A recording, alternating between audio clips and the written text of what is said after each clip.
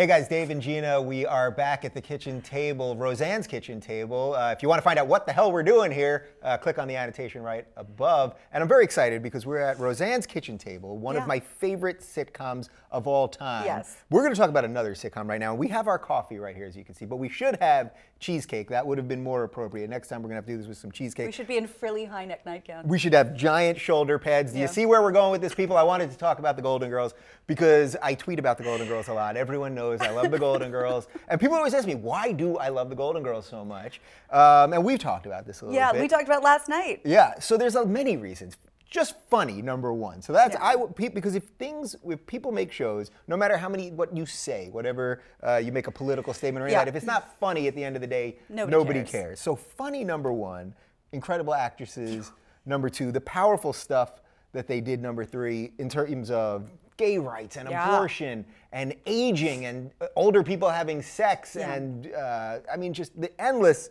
I've talked a lot so far. Why do you love the Golden Girls? All of it. First of all, first and foremost for me personally, because the first time I ever sat at the foot of my mom's bed, which was my Golden Girls viewing spot every night at 10 o'clock, B. Arthur looked very, very much like my grandmother. And so when I was really little, I thought that grandmas this is what they do when you're not with them. They go on sitcoms. I thought that was my grandmother. You literally thought B. Arthur. So I felt very connected to it right away because I said, that's grandma. That's incredibly funny. Yeah, she's amazing. So, but as I've gotten older and as we see so many shows and, you know, WB and CW and whatever. Do those exist anymore? I don't know. What year do you think this is? I watched Hulu and HBO Go.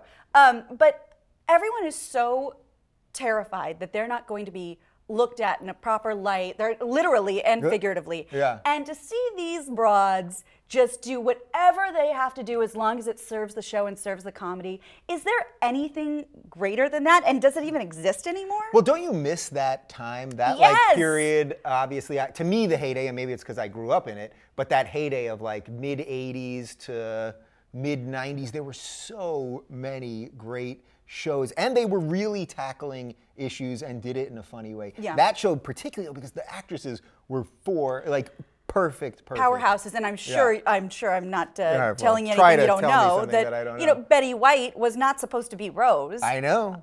Duh. Betty White was supposed to be Blanche. Right. And then she said that she didn't want to basically reprise the whole role that she had in Mary Tyler Moore. Thank God, because Rue nailed it. Yeah.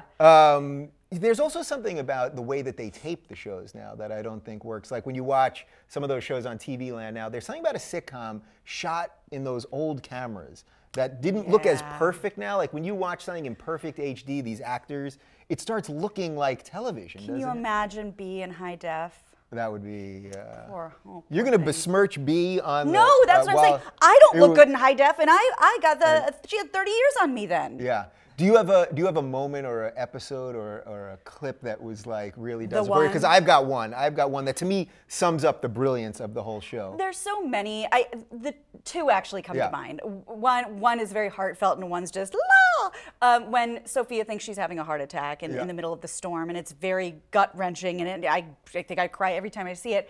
But who doesn't love when all the gals gather around the piano and sing Miami You Got Style? It's the greatest thing ever. Yeah, that's a good one. Did you want to get the one more? Those were the two. Oh, those are the two. Those are two. I thought that was a flashback one when she was dying or something. So my favorite, to me, this is so brilliant, and it sums up everything, why it was so funny and culturally relevant and edgy, too. That's the part that it doesn't get credit for. It's edgy. So there was an episode where Blanche's brother, Clayton, was gay. Yep. He came out in one episode, but there was a second episode where he was going to get married to this guy, Doug. Now, this is Florida in 1991. Florida still does not have gay marriage now in 2014, many, many years later. And Blanche was not a fan of all this. Blanche was not a fan, but she started coming around. Right. And Blanche says, 1991, 9 p.m. on NBC, the joke, she says to Clayton, well, why do you want to marry Doug? And he says, well, I'd do anything for Doug, and he'd bend over backwards for me.